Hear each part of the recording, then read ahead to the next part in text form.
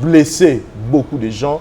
En tout cas, s'il faut dire un mot par rapport à la situation, on a dérangé de l'Internet parce que vous êtes venu, vous voyez qui paie sa valeur dans le mois et à la fin vous avez retourné ça au Kitty valeur, au Bimisi Pamba Bateau. Alors qu'elle avait fait une émission pour nous montrer même que le mariage c'est un processus, il faut me donner du temps, je vais changer. Mais on n'a pas senti un peu de la maturité dans l'âme, surtout que on se posait qu'on tourne Internet et puis il y a eu trop de choses qui se sont dites tout autour de votre nom Internet. Draguer des filles, draguer de ses copines, tout autour et puis voilà.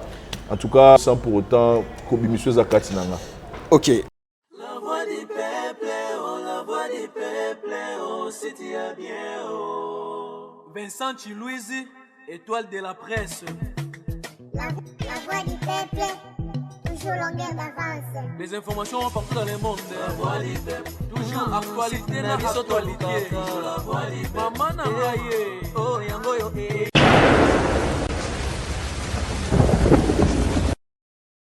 Salut et bienvenue dans votre nouveau magazine Rendez-vous valable où nous recevons pour vous, chers amis téléspectateurs, M. Brian Panzou qui est un expert en bilan carbone reconnu à l'ADEME. ADEME est l'agence de l'énergie et de la maîtrise de l'environnement au niveau de la France. Et puis, Azali Boron, entrepreneur et président fondateur de l'ONG NR Congo. NR qui veut dire énergie renouvelable. Voilà, donc c'est avec lui que nous allons nous entretenir dans cette émission. Oyo bazo préparer événement moko yamunene na kati ya mboka na biso par rapport na Italie environnement. Vraiment il y aura beaucoup de sujets à développer tout au long de notre émission et sans pourtant kozwa bino tembele to yamba directement invité na biso monsieur Brian Panzou. Bonjour. Bonjour Vincent, merci pour l'invitation. Bonne année. Bonne année à toi et à ton équipe également. Merci. Très ravi de vous revoir encore à Kinshasa. Souvent, sinon, la monnaie est commis vraiment, mais de temps en temps, on vous voit 2-3 mois après, on vous retrouve à Kinshasa. Bah, c'est par rapport aux activités que nous menons au sein de l'association, aussi dans le cadre entreprise Nala. Donc je rappelle quand même que je suis 50% de la RDC et 50% de Congo-Brazzaville.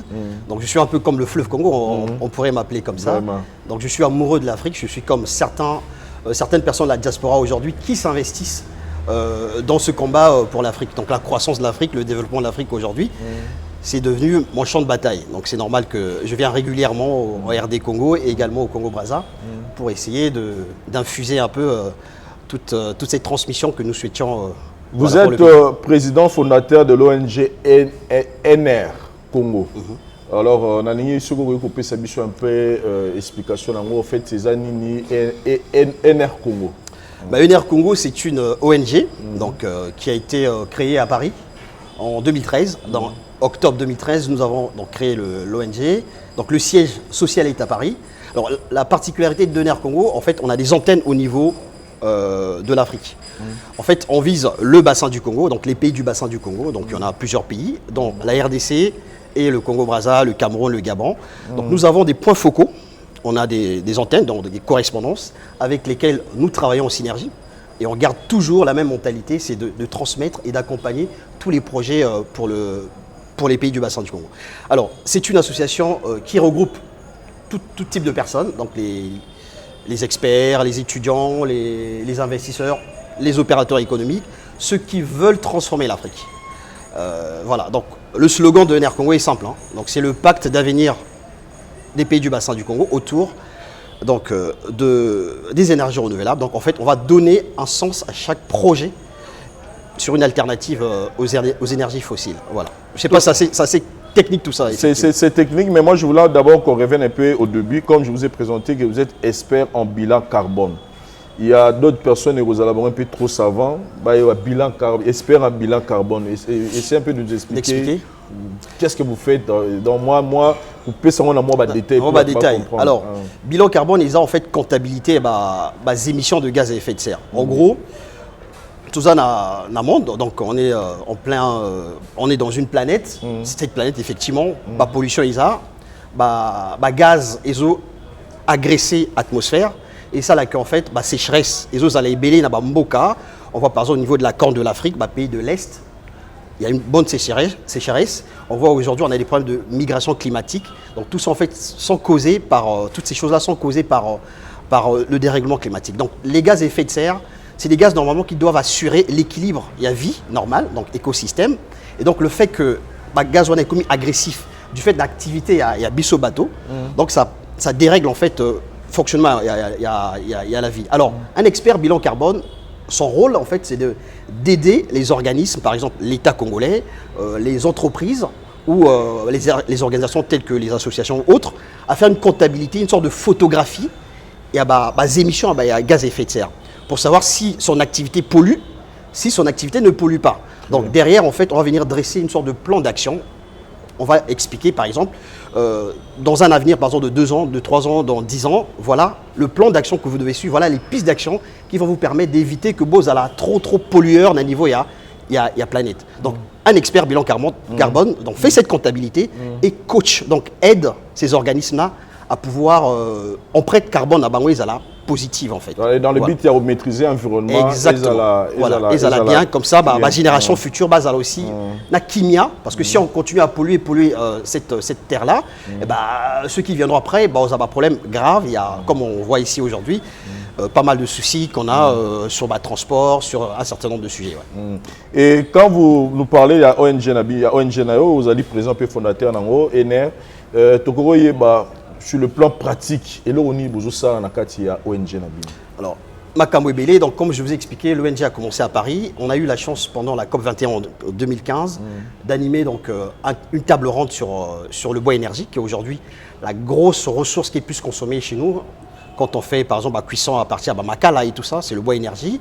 Donc on a été un acteur clé dans la conférence ONA, puisqu'en fait les acteurs de la société civile qui est aussi utile dans la COP 21. Alors, je rappelle simplement l'accord de Paris était pour que l'humanité tout entière s'asseoir, décider d'un avenir à la planète. Se dire que bon, tel ou tel pays qui sont tellement émetteurs à gaz à effet de serre, comment on peut maîtriser ces choses-là. Donc ENER Congo a participé à cette grande conférence mondiale. Au niveau de l'Afrique, qu'est-ce qu'on fait? Notre objectif, c'est d'avoir un ancrage au niveau du Congo, donc Congo, la RD Congo, et également... Pourquoi ancrage dans la sous-région? Alors pourquoi? Parce que si vous voulez, à l'origine de la création de l'association, c'est des gens de l'Afrique centrale principalement.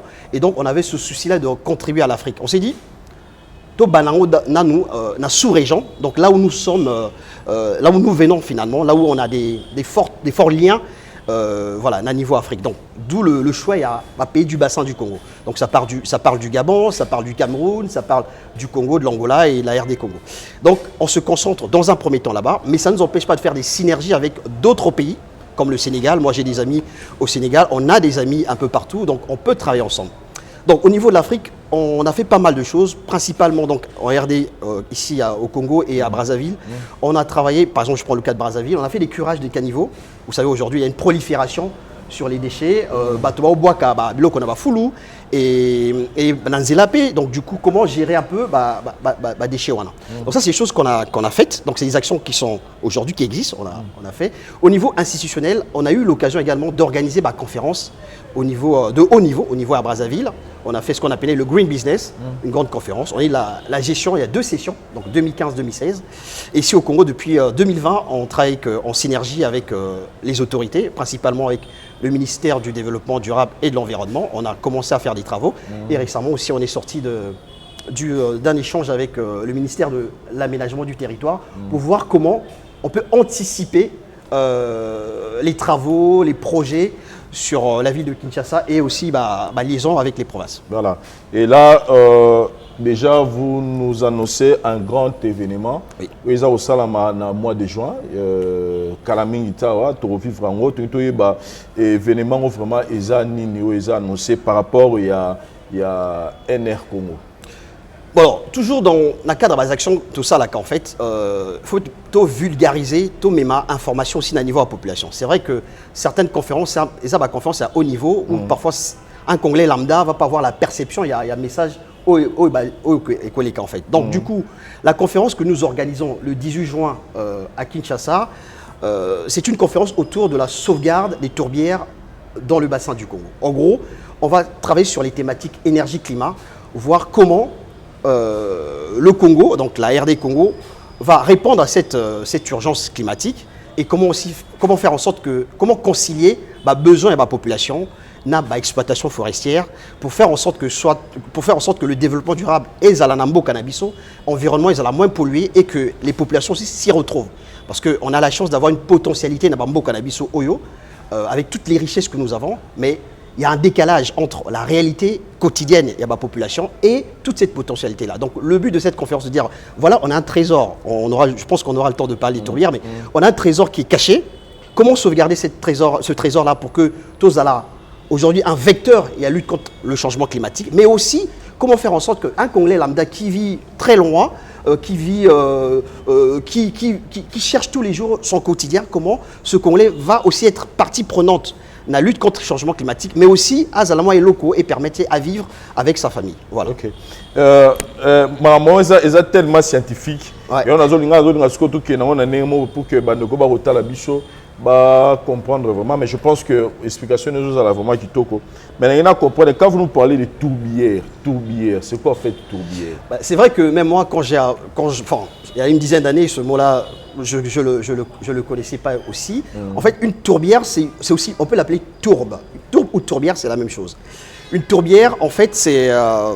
comment je peux expliquer ça? C'est plus simple. D'abord, j'explique en français, après... Alors, une tourbière, en fait, c'est une accumulation des vieilles feuilles, en fait. Quand vous êtes dans une forêt, ma kassawana est ganasé. En fait, avec l'effet, il y a nature, en fait. Ma kassawana, en fait, ça est polaka. Et que après, ça s'enfuit dans le sol. Et le fait que ça s'enfuit dans le sol, ma casse, par définition, c'est le carbone. Hein, parce que toute matière, généralement, c'est construit par le carbone. C'est la matière de base. Et donc, le fait que ça s'enfuit dans le sol, et donc, une sorte de pâte. Et cette pâte-là, ce qu'on appelle une tourbe, en fait. Okay. Donc, accumulation de feuilles mortes, avec l'effet humidité à forêt. Donc, la forêt crée cet effet-là. Et donc, ça s'enfonce et ça se transforme, en fait, en pâte. Et cette pâte, ça s'appelle une tourbière ou une tourbe. Et donc, la particularité à tourbière, c'est d'absorber le maximum de carbone de la nature, en fait. Donc, en fait, le fait que le bassin du Congo, donc la RD Congo et le Congo-Brazzaville, dans une région qui est définie, à cette réserve-là, en fait, si vous voulez, en cette réserve-là, ça permet, en gros, de résister à bas effets et à changement climatique. Donc, le fait qu'en fait, il y a cette partie-là, donc ils absorbent, donc la zone tourbière absorbe le carbone qui sillonne, donc toutes les pollutions qui gravitent autour de la nature, en fait. Et je rappelle ici, quand on parle de la protection de l'environnement, quand on parle du changement climatique, il n'y a pas de frontières. Quand on pollue à Paris, on pollue aux États-Unis, on pollue à Mogadiscio ou je ne sais pas où, en fait, c'est comme si tu polluais aussi à Kinshasa. Donc, les tourbières qui sont au Congo-Brazza permettent également de Congo-Brazza au Congo-Kinshasa, permettent de capter les pollutions des États-Unis, permettent de capter les pollutions de Ndjili, permettent de capter les pollutions de partout dans le monde. Donc, c'est un poumon qu'il faut préserver et avoir des mécanismes aussi qui permettent à ceux qui vivent autour, base à la capacité aussi à protéger en haut, base à la partie prenante, mais et pour que tourbière en haut est à la vivante. Okay. Mais juste un élément qui est aussi important, je pense que c'est un chiffre aussi au Lobaron quand même, capacité à tourbière et à bassin du Congo, et ça a capacité à plus de 3 années à pollution mondiale en fait. Donc réserve, on appelle ça un puits carbone, réserve à tourbière, aujourd'hui, elle a capacité à absorber 3 années, il y a pollution et le monde entier. Okay. Voilà, c'est énorme quand même. Donc c'est aujourd'hui le bassin du Congo, donc le Congo Kinshasa et le Congo Brazza, constitue aujourd'hui une seule zone. C'est la seule zone au monde qui a cette capacité d'absorber autant d'émissions de gaz à effet de serre. La pollution de ça, malheureusement partout, mais bassin Congo, Souka. Ils ont absorbé, ils ont pour regarder l'environnement, ils ont tellement bien. C'est très bien compris, mais le problème qui est là, nous tous nous savons que tu vas voir dans le village, dans le mboka, parmi les principales activités dans Bango, il y a des gens qui vivent que de bois. C'est-à-dire que fois que nous on voit même beaucoup des entreprises et salami dans le village. Maintenant, moi, la question que je me pose, comment vous allez faire pour que... parce que l'objectif est de protéger la forêt. Plus vous protéger, protéger forêt, plus tourbière, et salama, et plus l'environnement, ils allont polluer ma capacité. Maintenant, comment vous allez faire par rapport au quotidien à vivre en Nzete? Parce que si je comprends bien, Nzete, parce qu'ils ont protégé pour l'environnement, ils la polluer. Maintenant, comment vous allez faire? Comment vous pensez, bino ONG, na bino NR Congo, qu'est-ce que vous pensez faire pour la bateau, la principale activité, na bateau, au Katanzete? Alors, question ESA vraiment un sens. Alors, juste pour rappeler, donc ce forum-là, cette conférence-là, tout ça, biso mon côté. Donc, on a mobilisé les autorités congolaises pour accompagner biso dans le projet WANA. Et on n'est pas à l'initiative vraiment de la préservation de la tourbière. C'est une initiative déjà qui est prise par les deux États, donc le Congo-Brazza et le Congo-Kinshasa. Ce sont ces deux pays, aujourd'hui, ils ont déjà un fonds qu'ils ont initié, ce qu'on appelle le fonds bleu, qui a été défendu par la COP22 à Marrakech. Et aujourd'hui, ça fait également écho à niveau mondial. Donc déjà, les États africains, donc les deux pays principaux, ça déjà enclenché déjà démarche pour sauvegarder le bassin du Congo.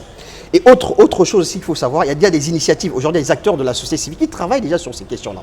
Donc pour cette conférence qui a une vocation, il y a pour sensibiliser, pour vulgariser cette information et lister aussi pistes de réflexion, pistes d'action qui vont permettre aujourd'hui l'État congolais, le secteur privé, les acteurs de la société civile, moyens et permettre de réussir le projet.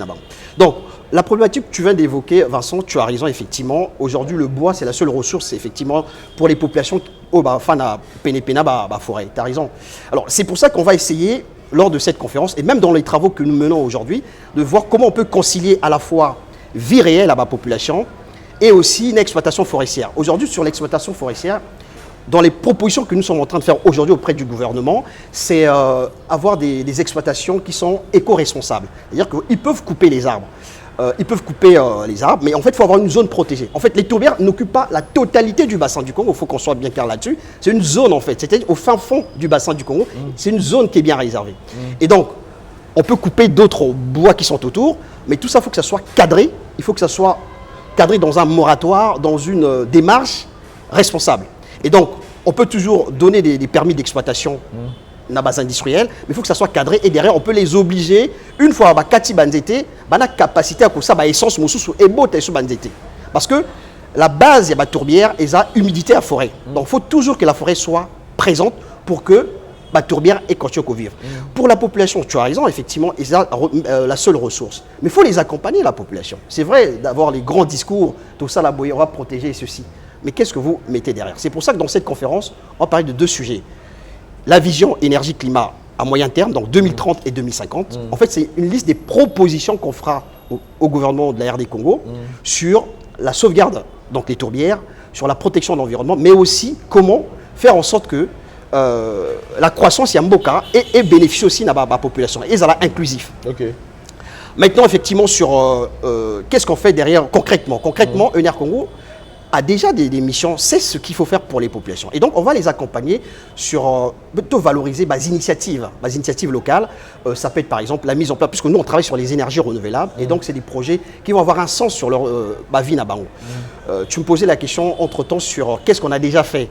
Aujourd'hui, on a eu la chance d'accompagner les femmes dans les villages, avec des projets coopératifs, comment, par exemple, transformer le manioc, avec une source d'énergie renouvelable. Donc, c'est tous ces projets qu'on peut initier pour faire en sorte que les gens puissent se retrouver dans les activités socio-économiques. Parce qu'il faut une stratégie socio-économique pour que l'environnement soit toujours protégé, sinon ça dérange de l'autre côté, mais quotidien peut abandonner la kuna.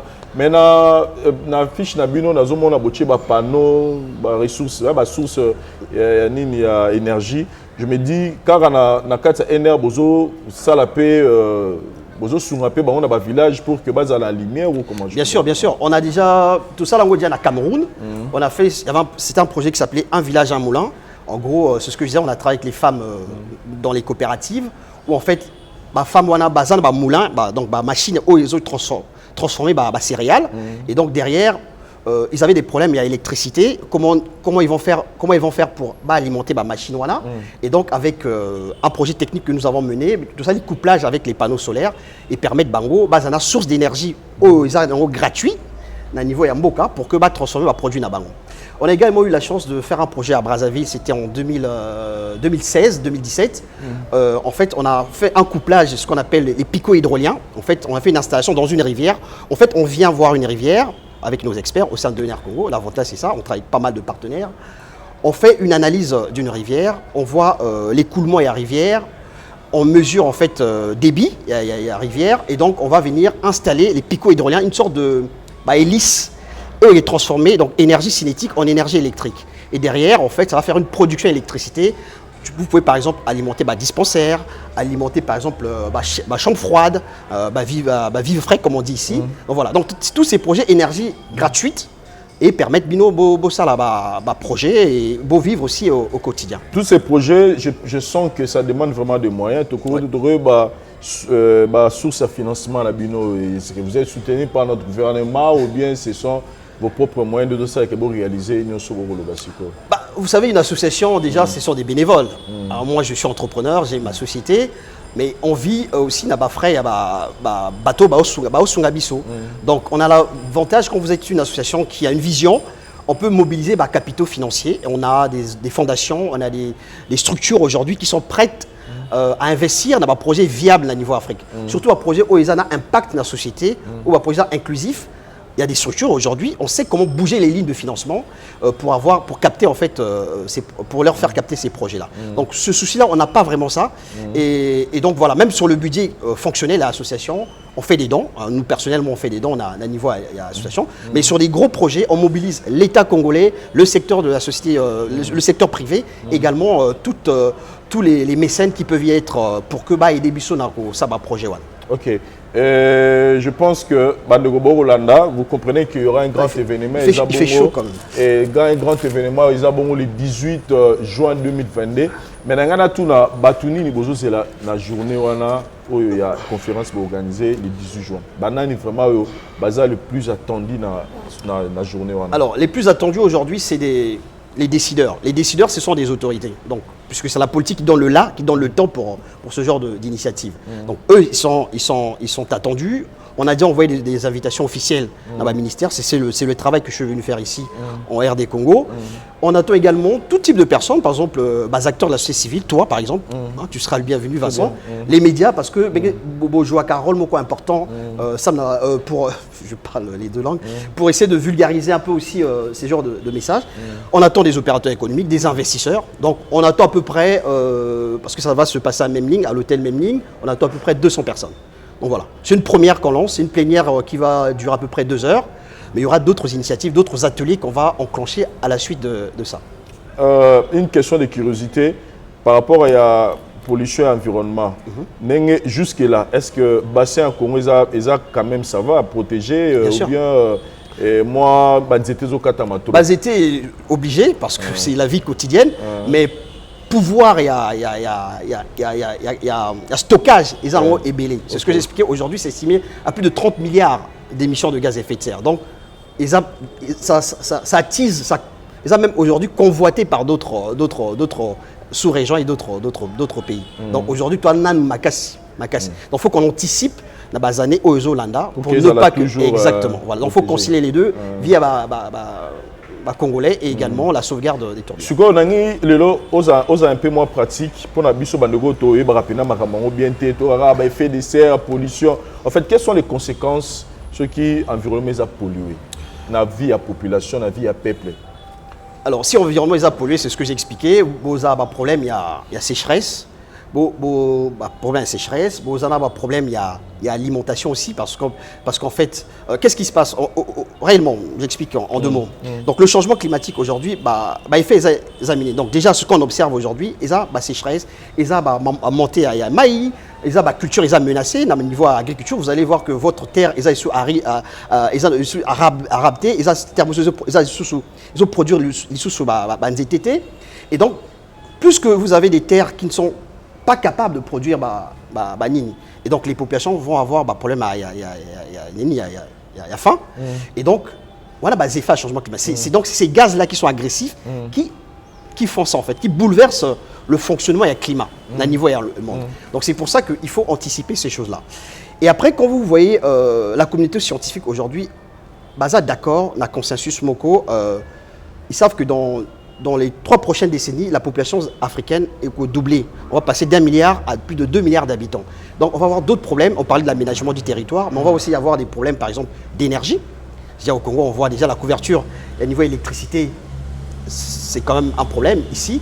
Donc ça crée d'autres problèmes qui vont avoir aussi des effets sur des problèmes qu'on a déjà. Donc c'est pour ça qu'il faut anticiper cela et faire en sorte que des règlements climatiques, ils allaient maîtriser. Voilà.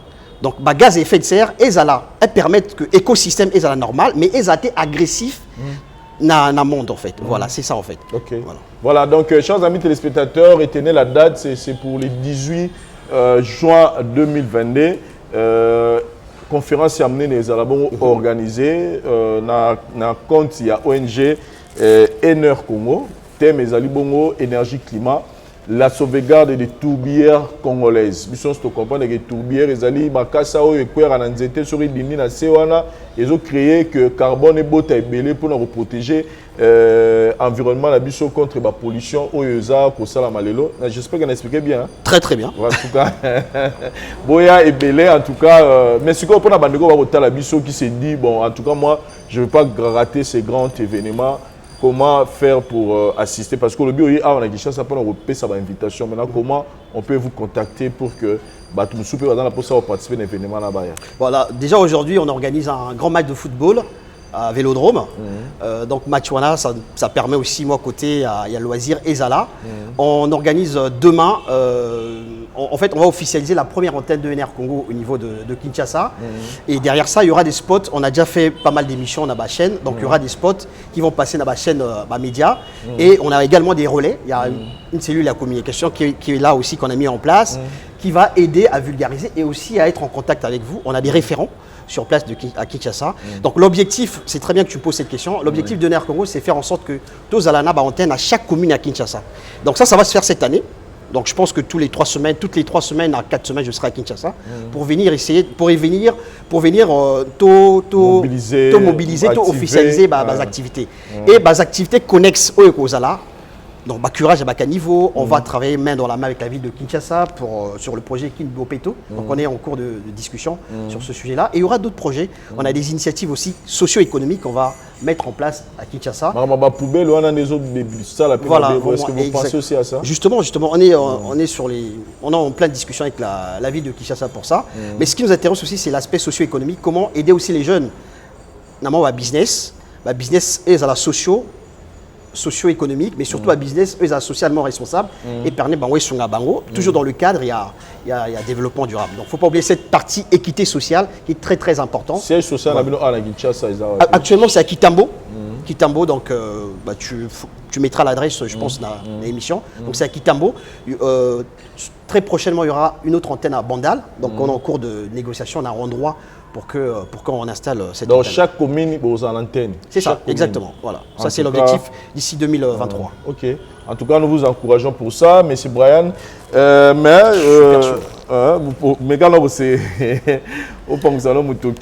moi, je profite pour inviter tous les compatriotes au Congo, à Kinshasa, à Brazzaville, à Poto.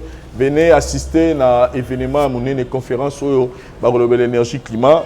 Une façon aussi, pour ça peut moi la stratégie, je pense. Bien sûr, bien sûr. Comment il peut faire pour que. Parce que le lot, nous étions on dirait l'importance. Vous allez voir dans une parcelle, mais n'a pas réservé un endroit pour nous étions Botaka. Voilà. Tout ça, je pense qu'il y a beaucoup. Bien sûr, bien sûr. Il y a ce qu'on appelle déjà, Vincent, il y a la journée de l'arbre. C'est une journée qui est mondiale. Donc je sais qu'à Brazzaville, c'est initié par le président, il le fait aussi. Mais je pense qu'ici à RD Congo, et ça l'a mappé. Donc nous, on va accompagner cette journée de l'arbre pour que Batoba comprendre l'importance il y a NZT. Et autre chose aussi, on va essayer de faire une éducation environnementale. Gestion des énergies, gestion à maïs, déchets, tout ça. Donc on aura des ateliers régulièrement, peut-être 2 ou 3 fois dans l'année, où on va tout ça, podium, tout ça, tente, pour essayer d'expliquer à la population, toujours en lien avec la ville de Kinshasa, parce que l'éducation environnementale est importante pour que comment, si vous avez tel souci, comment faire, etc. Comment rendre l'eau, par exemple, potable. Donc, toutes ces initiatives-là, tout ça, en place dans les prochains mois. On est vraiment très actifs. J'ai une équipe qui a tellement envie de faire des choses. Donc là, je pense que d'ici 2-3 mois, on va commencer à lancer les premières actions. En tout cas, n'hésitez pas, il y a présent à l'événement, on a bien, mais M. Panzou, excusez-moi, on ne peut pas terminer cette émission sans pourtant parler d'un sujet. Ça fait buzz au niveau Internet. quand vous parlez comme ça, on sent vraiment que je sens personnellement que je suis devant un intellectuel, un homme très intelligent qui a des ambitions, un entrepreneur, quelqu'un qui doit avoir une bonne image par rapport à Makambo Osala, parce que Makambo Osala, vous collaborez avec le gouvernement, vous collaborez avec pas seulement notre gouvernement, mais avec beaucoup de pays néo-tozolando awa. Mais on a senti un peu, excusez-moi les termes, on a senti un peu de l'immaturité par rapport à la façon de gérer la vie des couples au niveau des réseaux sociaux. Parce que nous tous nous savons, moi qui suis marié, j'ai des problèmes sérieux des fois avec ma femme, mais on a senti chez vous qu'il y a eu un peu de l'immaturité où vous avez exposé la personne que vous avez dit je t'aime, que je vais t'épouser, je veux que tu sois la mère de mes enfants. On a senti que vous l'avez exposé sur l'Internet, vous avez un peu sali, blessé beaucoup de gens. En tout cas, s'il faut dire un mot par rapport à la situation, on a dérangé de l'Internet parce que vous êtes venu, vous voyez qui paie sa valeur dans le mois et à la fin vous avez retourné ça au Kitisi valeur, au Bimisi Pamba na mission bateau. Alors qu'elle avait fait une émission pour nous montrer même que le mariage c'est un processus, il faut me donner du temps, je vais changer. Mais on n'a pas senti un peu de la maturité dans l'âme, surtout que on se posait qu'on tourne Internet et puis il y a eu trop de choses qui se sont dites tout autour de votre nom Internet. Draguer des filles, draguer de ses copines, tout autour, et puis voilà. En tout cas, je ne peux pas terminer cette émission sans pour autant l'émission Zakatinanga. Ok, je pense que tu as raison d'évoquer ce sujet-là. Bon, puisqu'on est face à Internet, je pense que je me suis déjà prononcé sur ce sujet-là par rapport à un scandale, buzz d'un niveau et Internet. Vous savez, la virtualisation des liens et à vie, aujourd'hui, réseaux sociaux, ils ont à vitesse où parfois beaucoup de personnes ne maîtrisent pas. Moi je vous dis, par exemple, moi je suis novice dans ces choses-là. C'est vrai que je n'ai pas su gérer un certain nombre de choses. Mais je pense que j'ai eu ma part de mea culpa un peu dans ce sujet-là. Je suis passé sur les chaînes où j'ai suffisamment dit des choses. Mais je pense qu'aujourd'hui, ce qui est important, c'est de comprendre que moi, ce que j'ai retenu dans ces histoires-là, quand vous mélangez un peu la vie privée avec la vie pro, ou bien quand vous exposez sur les réseaux sociaux ce que vous faites quand vous allez dans un restaurant, vous mangez un truc, vous les filmez, quand vous faites des petites choses. Donc je pense que cette virtualisation du lien social aujourd'hui est même abisso na scandale. Je ne suis pas le seul aujourd'hui qui est cité dans les réseaux sociaux. On a eu des scandales pires que ça avec Sextep par exemple. Mais je pense qu'aujourd'hui c'est une leçon pour moi. Je pense que pour l'avenir, je ferai beaucoup plus attention. Et je vais aussi profiter peut-être à partir de ton antenne pour encore réitérer mes excuses par rapport à ça. Mais le vin, il est tiré, il faut le boire. Donc nous, on a tiré moi perso, j'ai tiré des leçons par rapport à ça. Et je conseille à tout le monde de ne pas virtualiser leur amour, les liens sociaux, ils ont sacrés, effectivement, il faut les canandako. Moi, je suis une victime de ça parce que j'ai été très mal aussi en point. Je n'ai pas fait les choses comme certaines disent de manière sciemment. Et ce qu'il faut aussi retenir, Vincent, ce qui se raconte sur les réseaux sociaux, il y a une grosse part de mensonge en fait, qui est énorme. Des fois, quand tu écoutes les choses, waouh, qu'est-ce qu'ils disent? Il y a plein de sujets, on ne va pas rentrer dans le détail, mais il y a une grosse part de mensonge qui est racontée. Mais j'ai assumé tout, je suis passé dans les médias pour dire que j'étais désolé par rapport à ça. Mais aujourd'hui, ce qui est important, c'est de passer à autre chose, Vincent. Parce qu'on est en 2022, je pense que les erreurs du passé doivent nous servir de leçon pour qu'on avance. Et pour tout le monde, soyez attentifs pour la virtualisation du lien social, qui est aujourd'hui un phénomène qui bouleverse le monde entier, dans tous les coins du continent et du monde entier. Et voilà. Sinon, pour votre relation, vous pouvez nous rassurer que vous êtes dans l'étape de réconciliation avec notre sœur. Moi, ce que j'avais compris, il ne faudrait plus qu'on parle de ce qui se passe dans le privé, dans les réseaux sociaux. Très bien. Donc je pense que là, on est... Donc, à la terre, pour le moment, vous n'avez plus besoin Franchement, Vincent, ça n'a aucune importance. Très bien. Les tourbières du bassin du Congo, c'est ça qui nous occupe. Mais malheureusement, tu sais, l'avenir va nous apprendre beaucoup de choses, mais en tout cas, il y a un respect pour tout le monde. Voilà. Et on va éviter en sorte que ces choses-là puissent se répéter sur les réseaux sociaux. En tout cas, merci beaucoup pour votre réponse, tellement mature, tellement bien. Merci. Quel est votre dernier message par rapport à thème Nabiso Tozan le 18 juin 2022? Je suis déjà excité à vous participer dans la journée. Excitation, effectivement, ils ont ma casse. Même moi, j'ai tellement envie de Tokomana juin parce que c'est un projet qui On devrait le faire l'année dernière, on a attendu pour faire ça cette année. Donc Boya, il y aura des invitations, on vous donnera des invitations, mais c'est vrai que les places sont limitées parce que c'est une première. On aura d'autres ateliers multisectoriels ou autres pour essayer de mobiliser Batoto Bazana Bazidé pour le développement durable et à Mbo Cannabiso. Et donc on a hâte, donc les équipes sont en train de travailler d'arrache-pied pour essayer de faire de cette conférence une réussite pour notre pays. En tout cas, on est très excités. Merci beaucoup, M. Brian Panzou, pour votre temps. Merci et à merci à tous nos abonnés fidèles au Bazouta Labisso, nos abonnés. Je pense que vous avez retenu la date, c'est pour le 18 juin 2022, où conférence amenée Nero Salama avec comme thème énergie climat, la sauvegarde des tourbières congolaises. Pour avoir encore plus de détails, d'autres questions, Boya Jourouana. Et vous allez vraiment vite pour que vous participez. Les numéros sont là pour plus de contacts. Merci Nadari Divanté ça, Oussama pour la prise de vie. Et merci à Batutu, Bozuta Otala Bisso, Namukolelelo, pour la Bisso, de mon année prochainement, dans différentes choses. Merci, bye. Merci à vous.